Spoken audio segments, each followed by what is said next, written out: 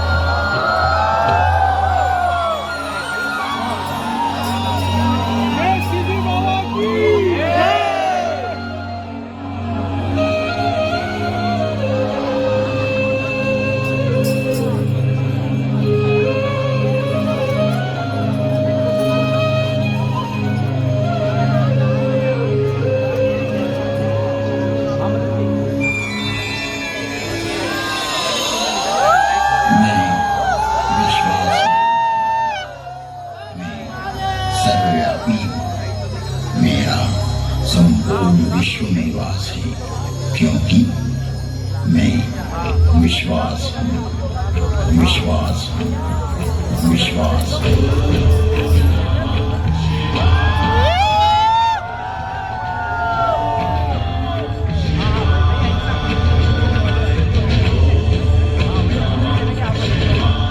इस अंतहीन ब्रह्मांड में प्रचंड प्रलय करता एवं प्रलय नियंत्रक मैं ही हूँ। मेरा विज्ञान रूपी विधाता एवं विष्णु इतना विकसित, विस्तृत और व्यापक है, जो कि जीव मात्र की क्रिया, प्रतिक्रिया, विचार, सुविचार, कर्म, सुकर्म तथा जन्म जन्मांतरों की सारी चेष्टाएं इस प्रकाश पुंज में संरक्षित रखता है और फल सुफल का प्रतिफल यहीं से प्रादुर्भूत होकर परिणाम में परिवर्तित होता रहता है। मेरी इस संरचना में से किसी का कोई भी किया हुआ कर्म मिटाया नहीं जा सकता। जन्म है पितु माता, कर्म सुभा सुखदेही विधाता। जन्म का कारण तो माता पिता ही होते हैं, लेकिन शुभ और अशुभ कर्मों का फल तो विधाता रूपी विज्ञान ही देता है। यही है उद्भव, पालन एवं विलय की प्रक्रिया। इस ब्रह्मांड का संचालन मेरा ज्योति स्वरूप लिंग स्वतः ही संचालित करता रहता है। यहाँ एक स्पष्टता आवश्यक है कि पुरुष नपुंसक नारी वा जीव चराचर कोई सर्वभाव भज कपट तजी मोहि परम प्रिय सोई। इस चराचर जगत में व्याप्त जीव मात्र, चाहे वो पुल्लिंग हो, स्त्रीलिंग हो, नपुंसकलिंग हो या चराचर जगत में किसी का भी प्रतीक हो, अर्थात किसी भी लिंग का जीव हो, कपट छोड़कर जो भी सर्वभाव से मुझे बचता है वही मुझे परम प्रिय है। यहाँ लिंग का अभिप्राय श्रेणी, वर्ग, वर्ण, विभाग से है, किसी के प्रतीक से है, न कि कोई अंग विशेष। त्रिजग जोनि पुनि धरे शरीरा, तिर्यक योनिया, जलचर, थलचर, नभचर जैसे पशु, पक्षी, कीट, भृंग, मीन आदि आदि योनियों में प्राणी देह धारण करता है। जैसा कि हमारे यहाँ 84 लाख योनियों का वर्णन मिलता है। स्पष्ट है कि योनि अर्थात जीव का एक प्रकार। जगत में शिवलिंग एवं योनि को अंग विशेष के रूप में प्रचारित करना सनातन धर्म को प्रदूषित करने की कुचेष्टा है। शिवलिंग एक ज्योति का स्वरूप है। आज भी शिव के 12 स्थान ऐसे हैं जिन्हें ज्योतिर्लिंग ही कहा जाता है। जो प्रतीक यहाँ प्रदर्शित किया जा रहा है यह है शिवलिंग। और अंतरिक्ष में चारों तरफ घूमती हुई वो सारी योनियां हैं। यह है मूल स्वरूप जो यहाँ उद्घाटित किया गया ताकि जगत में व्याप्त भ्रांतियां दूर हों। शिव में विश्वास, उनकी व्यापकता एवं विराटता ही शिव के प्रकाश पुंज की संज्ञा है। अर्थात शिवलिंग शिव की पहचान का द्योतक है, एक चिन्ह है, एक प्रतीक है। ये शिव द्वार में प्रवेश करने का प्रथम अक्षर। शिव है द्वार, एक भीतरी प्रवेश के लिए यह है प्रतीक। इस स्पष्टता के उपरांत भी भ्रामक अर्थ प्रचारित करना उचित नहीं है।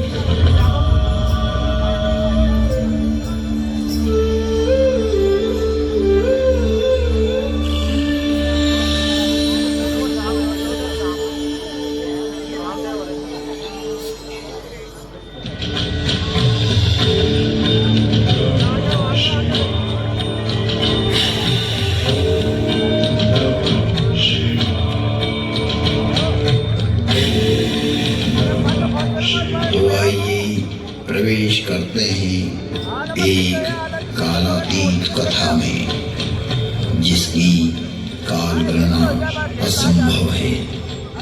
घटना युगों पहले की है कि जब अनेक अंतरिक्षों में अनेक ग्रहों पर उद्भव, पालन और संहार हो रहा था। अर्थात कई सारी सृष्टियों का प्रादुर्भाव और विलय हो रहा था। कई वहाँ की सभ्यताएं विकसित हो रही थी तो कोई नष्ट हो रही थी।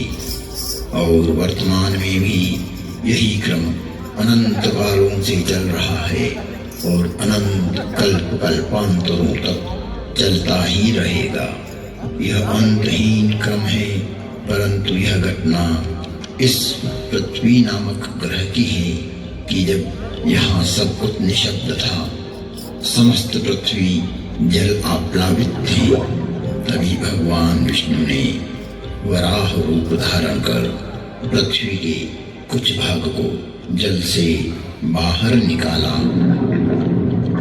जिससे कालांतर में इस पृथ्वी पर जीव पनपने लगा।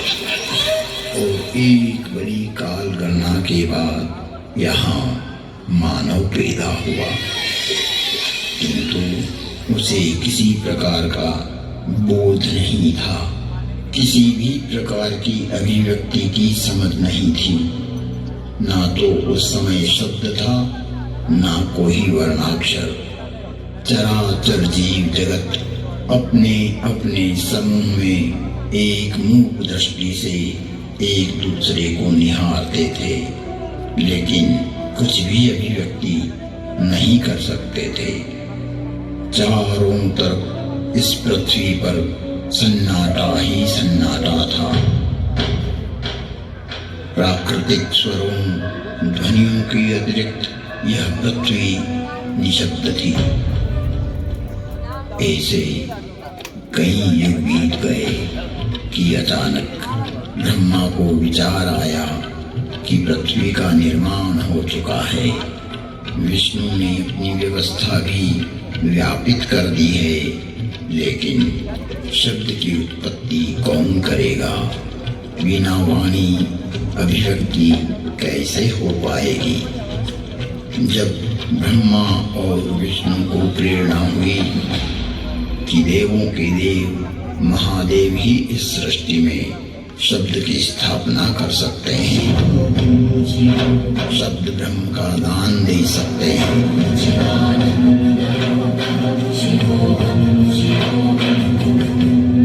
परंतु शिव का समय अधिकतर समाधि में ही व्यतीत होता था। जगत में वेद की स्थापना के लिए, मनुष्यों में, प्राणियों में सत्य, प्रेम और करुणा की भावना प्रकट करने के लिए, शब्द को देह देने के लिए महादेव को समाधि से जगाना अति आवश्यक है। जब ब्रह्मा, विष्णु और सारे देवताओं ने महर्षि पाणिनि को प्रेरणा की कि वो महादेव को प्रसन्न कर जगत में शब्द प्रकट करने की प्रार्थना करें,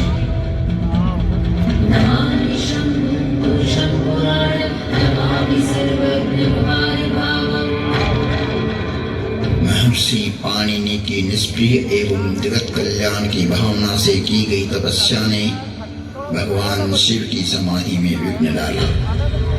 महादेव की समाधि असमय भंग हो गई। महादेव की जागते ही उनका रौद्र रूप प्रकट हुआ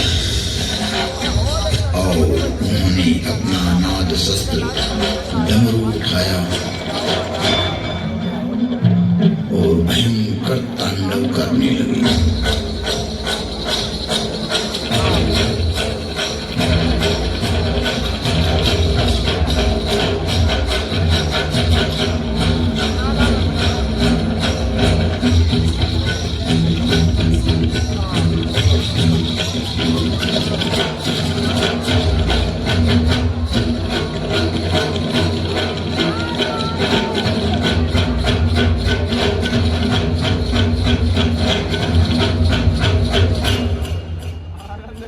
इतना भयंकर तांडव किया कि पृथ्वी हिलने लगी, आकाश में बिजलियां कौंधने लगी। पृथ्वी को हिलते देख ब्रह्मा ने सोचा कहीं प्रलय की वेला तो नहीं आ गई। चारों तरफ समुद्र में उफान आ रहा था, हवाएं चक्रवात का रूप लेकर आकाश की ओर बढ़ रही थी। पूरी पृथ्वी अपनी दूरी पर ऐसे डोलने लगी मानो पृथ्वी समुद्र पर तैर रही हो। तब महादेव ने अपना डमरू बजाया और असमय समाधि में हुए विघ्न के कारण तांडव करते हुए मानो अपने इस नाद से संसार को बधिर कर देंगे,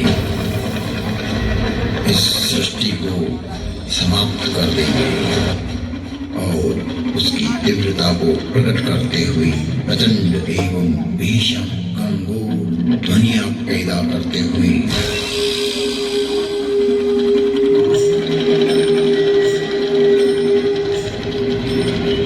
उग्र एवं महिमामय भयंकर डमरूनाद किया, जिससे प्राणी मात्र की श्रवण इंद्रियां लुप्त हो गई। नाद इतना भयावह था कि प्राणी मात्र के कर्ण भेद हो गए। कुछ काल के लिए यह स्थिति बन गई।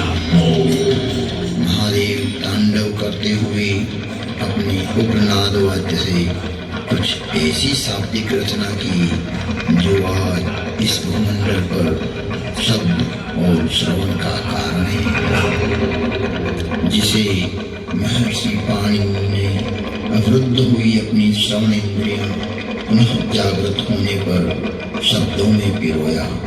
जगत कल्याण के लिए महादेव की प्रेरणा से नाद वाद्य से निकली हुई ध्वनियाँ जो आज इस संसार में व्याप्त है। इस भूमंडल पर कोई भी व्यक्ति किसी भी भाषा में अपनी अभिव्यक्ति करता हो, उसका उद्गम स्रोत महादेव का डमरू ही है। और वो डमरू इस प्रकार बोला, ऐं ऋ ऋ ऐं ऐऔच हयवरट लम यमगणनम जभय गणदश जब गणदश खपचटत चटतव कपय शशशर हल।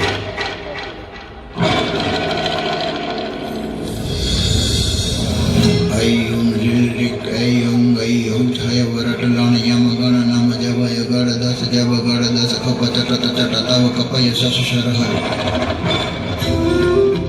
यह था शिव का नाद शस्त्र से उत्पन्न हुआ शब्द व्याकरण।